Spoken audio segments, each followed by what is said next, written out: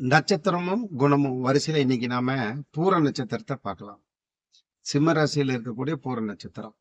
இந்த பூர நட்சத்திரம் வீட்டுல இருக்காங்க, இல்ல கூட ஃப்ரெண்ட்ஸ் இருக்காங்கன்னா, அவங்களோட நடவடிக்கை எப்படி இருக்கணும்னா, அவங்க படிக்கிறதுல ரொம்ப ஆர்வமா இருப்பாங்க. நீங்க யாராவது பூர நட்சத்திரமா எடுத்து பாருங்க. உங்களுக்கு அடுத்தடுத்த டிகிரி படிக்கலாம் அப்படிங்கிற படிப்பு சார்ந்த ஆர்வங்கள் தான் உங்க வாழ்க்கையில அதிகமாக இருப்பதற்கு வாய்ப்புகள் இருக்கு.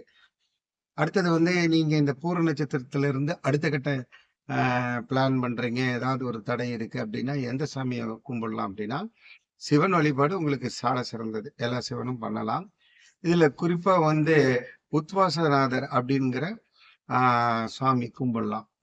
இது கும்பிடலாம். அதே மாதிரி சங்கர்ணேதேஸ்வரர் இவங்க உங்களுக்கு தலச்சங்காட்டுல இருக்காரு.